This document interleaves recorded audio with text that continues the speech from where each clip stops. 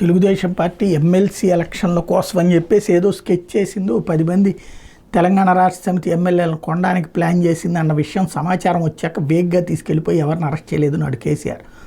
జాగ్రత్తగా స్కెచ్ చేశారు. ఆ స్కెచ్లో భాగంగా ఎవరెవరితో మాట్లాడుతున్నారు అన్నది లెక్కగట్టి అందులో స్టీఫెన్సన్తో మాట్లాడుతున్నారన్నది నిఘా ద్వారా తేల్చి ఆ స్టీఫెన్సన్ను ముందుగా బెదరేసి అతనికి మళ్ళీ ఇంకోసారి ఛాన్స్ ఇస్తామని చెప్పి నమ్మబలికి అతని చేతను రేవంత్ రెడ్డిని పిలిపించి అతను డబ్బులు ఇచ్చేటట్టుగా తీసుకుని చంద్రబాబు గారితో కూడా మాట్లాడించి అదంతా రికార్డు చేసి ఆ పైన అరెస్ట్ చేయించి జైల్లో పెట్టారు.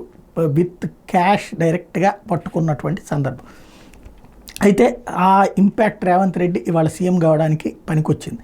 ఓ రకంగా అణచివేత నుంచి అనగా అలా లేకపోతే తిరుగుబాటు అనాలా ఏదైతే ఏమైంది. ఇప్పుడు కేసీఆర్ని ఎలా అయినా జైల్లో పెట్టాలన్నటువంటి రేవంత్ రెడ్డి అలాంటి ఒక పక్కా స్కెచ్ చేయాలి డబ్బుల విషయం. అట్లాంటిది ఇప్పుడు కేసీఆర్కి వాళ్ళు డబ్బులు ఇస్తానంటే తీసుకునే పరిస్థితిలో ఉంటాడు. డైరెక్ట్గా నమ్ముతాడు ఎవరినైనా. ఇంకోటి కేసీఆర్ దగ్గరికి వెళ్ళడం సాధ్యమవుతుందా? లేదు. కాబట్టి ఇప్పుడు ఏదో ఒక విధంగా కేసీఆర్ని అరెస్ట్ చేసి ప్రతీకారం తీర్చుకోవాలన్నటువంటి కోరిక. అందులో కేటీఆర్ మీద ఒక కేసులు అయితే విచారణలకి నోటీసులు ఇవ్వడం ఇదంతా ఒక ఎత్తు అయితే, మరోవైపు కేసీఆర్ హరీష్ రావులు తాజాగా హైకోర్టును ఆశ్రయించారు. ఏదైతే మేడిగడ్డ బ్యారేజ్ నిర్మాణంలో అవినీతి జరిగిందనే అంశం మీద భూపాలపల్లి కోర్టు ఇచ్చినట్టు నోటీసులు కొట్టేయాలని కోరుతూ క్వాష్ పిటిషన్ వేశారు.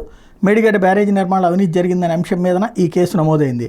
కేసీఆర్ హరీష్ రావులకు సంబంధించిన భూపాలపల్లి కోర్టు జూలై 10 నోటీసులు ఇస్తే దాని మీదన ఇప్పుడు క్వాష్ పిటిషన్స్ వేసుకొచ్చారు.